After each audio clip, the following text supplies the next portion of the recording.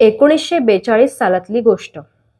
Doctor Babasaheb Ambedkar Madras मेलनं प्रवास करीत होते. 2 दिवसांच्या दक्षिणेतला दौरा आटोपला होता. मुंबईच्या दिशेने गाडी निघाली.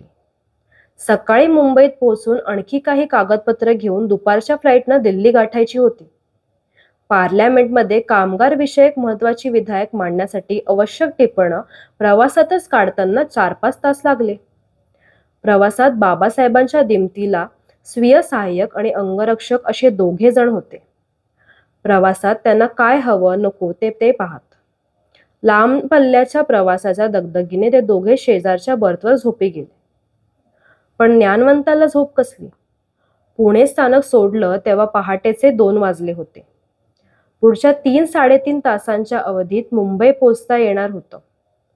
थोडीशी विश्रांती घ्यावी म्हणून बाबासाहेबांनी डोळे झाकले तोवर गाडीनं अर्धा-पाऊण तासचं अंतर कापलं असावं आणि अचानक गाडी एका अडवळणावर करकचून ब्रेक दाबून थांबली.